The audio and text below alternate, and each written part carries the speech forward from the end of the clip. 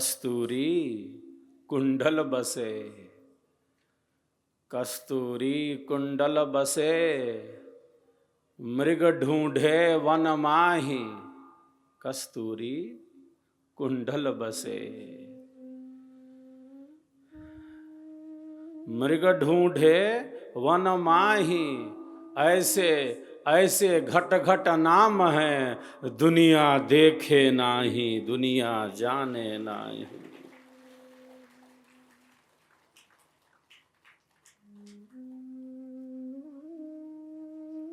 मृग की नाभि में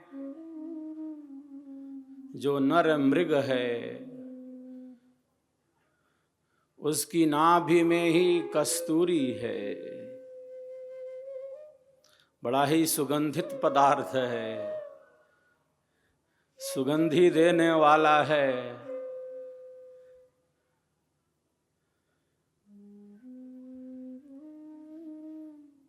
विशेष प्रकार का मृग है ये, नर मृग,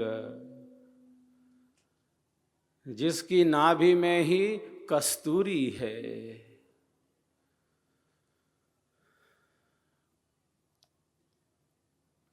सुगंधी है जिसमें। मृग ढूंढ रहा है कहां से ये सुगंधी आ रही है। मृग ढूंढ रहा है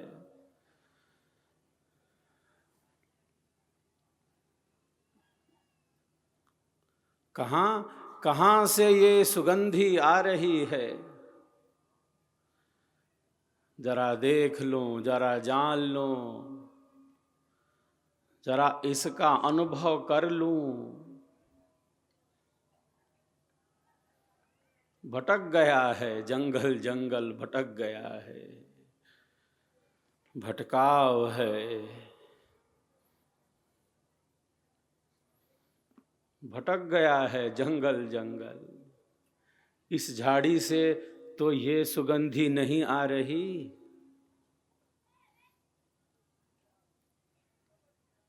कहां से इतनी अच्छी सुगंध आ रही है। जरा ढूंढ लूं, जरा देख लूं, जरा जान लूं, अनुभव कर लूं। भटक गया है जैसे।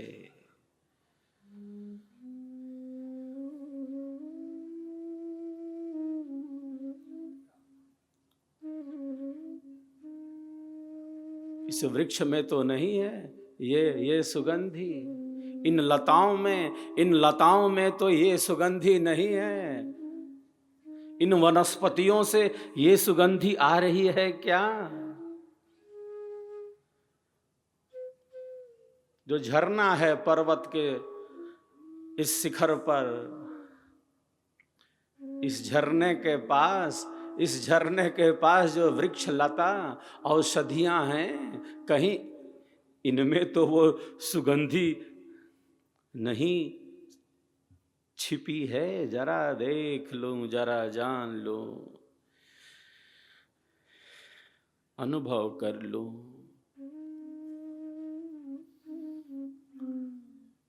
ये सुगंधी कहां से आ रही है। कस्तूरी कुंडल बसे, मृग ढूंढे वन माही, ऐसे घट घट नाम है, दुनिया जाने नाही, दुनिया देखे नाही। मृग की नाभि में ही कस्तूरी है, सुगंधित पदार्थ है।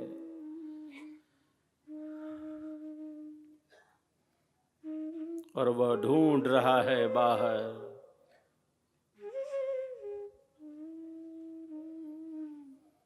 मोह को कहाँ ढूंढे रे बंदे,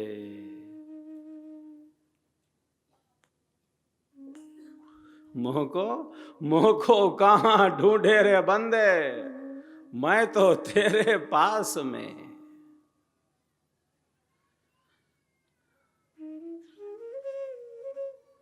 ईश्वर आनंदमय है, ईश्वर शांतिमय है। हम ढूंढ रहे हैं बाहर। हमें भी आनंद चाहिए, हमें भी शांति चाहिए।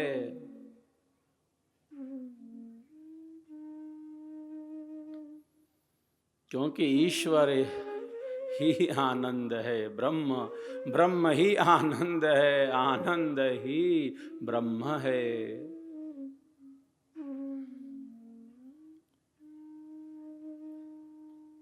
ये मिल जाएगा मैं सुखी हो जाऊंगा, वैसा हो जाएगा मैं सुखी हो जाऊंगा, मैं आनंदित हो जाऊंगा।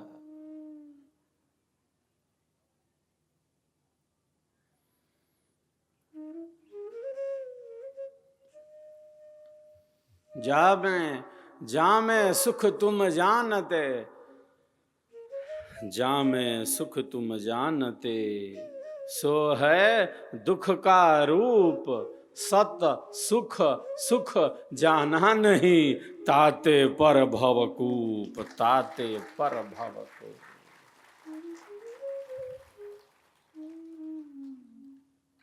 ऋषि कहते हैं, भूमा वै तत सुखम नालपे सुखमस्ति।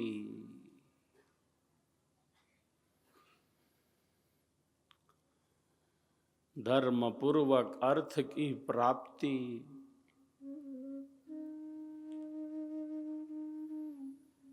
धर्म पूर्वक काम का सेवन, किंतु जीवन का जो मुख्य पुरुषार्थ है वह मोक्ष है, जिसका प्रारंभ धर्म से होता है।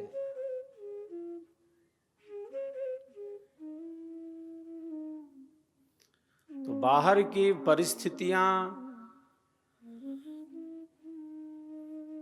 बाहर की दौड़, वो बाहर की दौड़ है। अधिक से अधिक वस्तुओं के संग्रह होने पर भी जो मन की इच्छाएं हैं, मन की लालसाएं हैं, जो कामनाएं हैं, जो वासनाएं हैं, जैसे और अधिक की इच्छा से ही भरी पड़ी हो।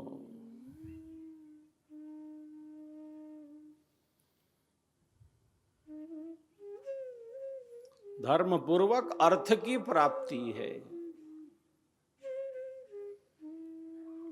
और धर्म पूर्वक काम का सेवन है।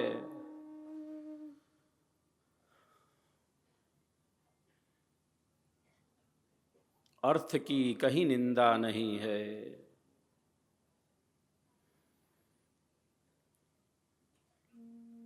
लेकिन उसके पहले धर्म है।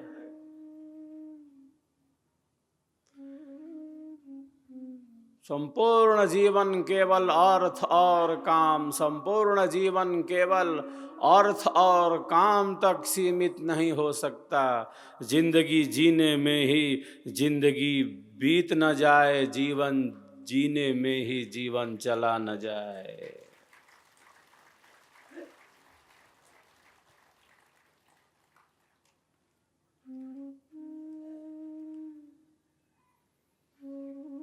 एक समन्वय तो चाहिए, एक संतुलन तो चाहिए।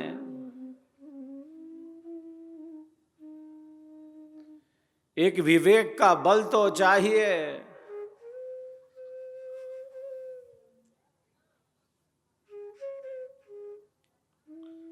संसार से जितना भी मिलेगा, बाहर से, शरीर से, इन भोगों से, इन पदार्थों से, इन संबंधों से, वह अल्प ही है, वह सीमित ही है, वह बदलने वाला ही है।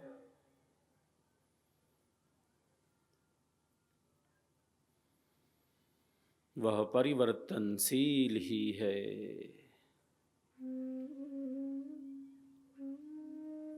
धर्म पूर्वक अर्थ की प्राप्ति हो। वेद की वाणी कहती है, एक दो हाथों से क्या कमाते हो, सैकड़ों हाथों से कमाओ, सैकड़ों हाथों से कमाओ और हजारों हाथों से बांटो, हजारों हाथों से बांटो।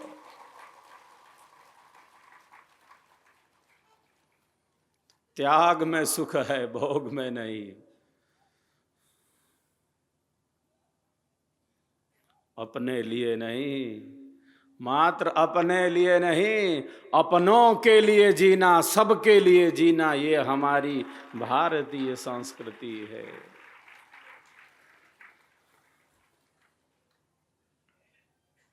सुख शांति सबको मिले, सुख शांति सबको मिले, यह उपदेश हमार, सारा विश्व हमार है, हम हैं सब संसार, हम हैं सब संसार।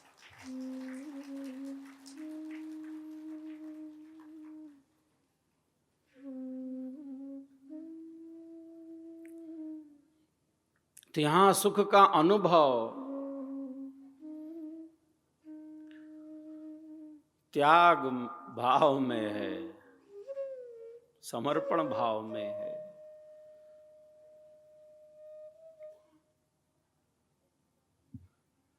यहाँ सुख का अनुभव दायित्व बोध में है, कर्तव्य पालन में है, सेवा में है।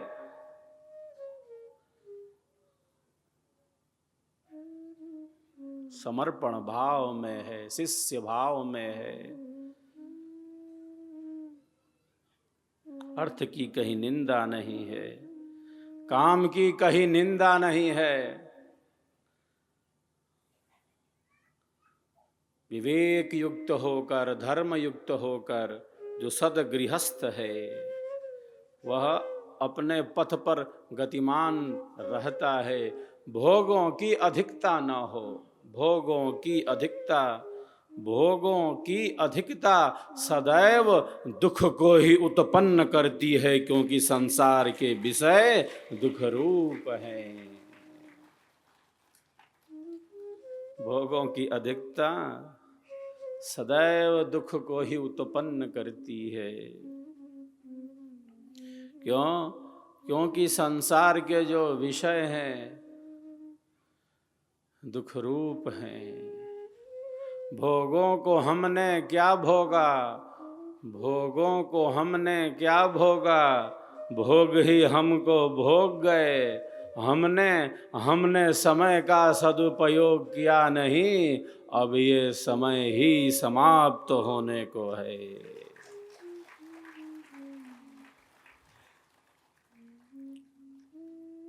एक महात्मा जी बैठे हैं नदी किनारे, पहाड़ी नदी है।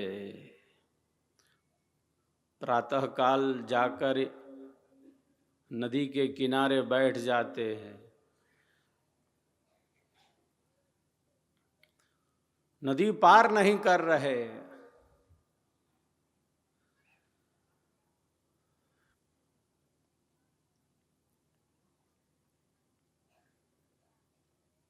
ग्रामवासी पूछते हैं, महात्मन आप प्रातः से ही नदी के किनारे बैठे हैं, आप नदी क्यों नहीं पार कर रहे?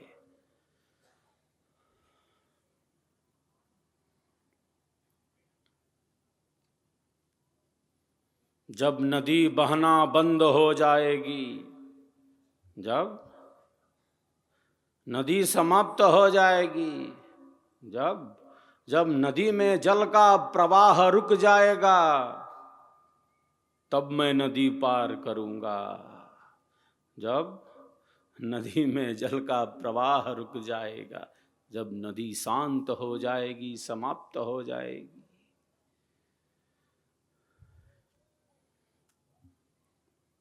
ग्रामवासी कहते हैं, महात्मन ये नदी तो रुकने वाली नहीं है, ये नदी तो रुकने वाली नहीं है, ये तो बहती ही जा रही है, ये तो बहती ही जाएगी। इसी नदी में आपको तैर कर उस पार जाना होगा, आपको तैर कर उस पार जाना होगा। प्रातः से सायं होने को आई और आप नदी किनारे बैठे हैं महात्मन, आपको तो तैर कर पार जाना होगा।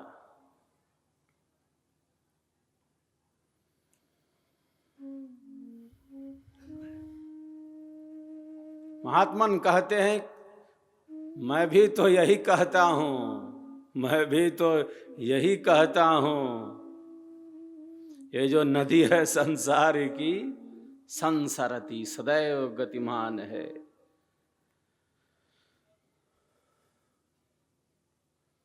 ये नदी है संसार की, ये तो समुद्र है जैसे। संसार को सागर कहा गया है, भव सागर है, संसार सागर है। ये संसार सागर डूब मरने के लिए नहीं है, ये संसार सागर तो तैर कर पार हो जाने के लिए है।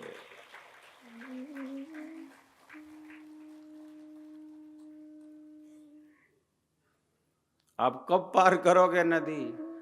महात्मन कहते हैं, कब आप सेवा के पथ पर आओगे, कब आप सेवा के पथ पर आओगे, कब आप सत्संग में आओगे, कब साधना में स्थित हो जाओगे।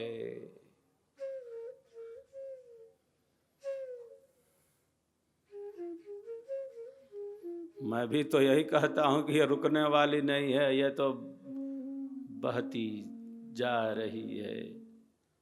अभी बाद में साधना करूंगा, अभी ऐसा है, अभी वैसा है, अभी बाद में देखेंगे।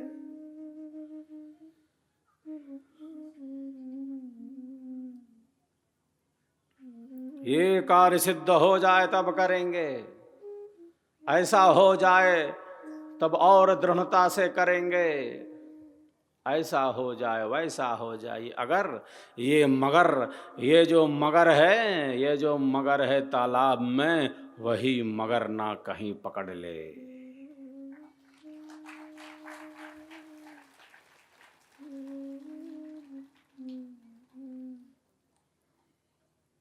समय जा रहा है, समय का घोड़ा बड़ी तेजी से दौड़ लगाता जा रहा है। समय किसी की प्रतीक्षा नहीं करता। समय का घोड़ा बड़ी तेजी से दौड़ लगाता जा रहा है। ये सुबह है, ये शाम है, ये दिन है, ये रात है। ये गुलाब का फूल है, इसमें कांटे लगे हुए हैं। सब कुछ हर क्षण हर पल प्रतिपल बदलता जा रहा है। समय का घोड़ा बड़ी तेजी से दौड़ लगाता जा रहा है।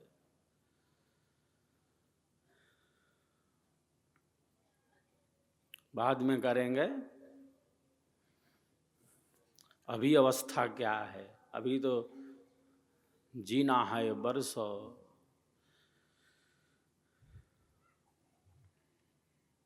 आत्मकल्याण के मार्ग से हम दूर नहीं जा सकते। जो हमारे लिए कल्याणकारी है, जो हमारे लिए कल्याणकारी है, उस मार्ग से हम अलग नहीं हो सकते। उस मार्ग से हम अलग नहीं हो सकते। उसको आगे के लिए टाल नहीं सकते।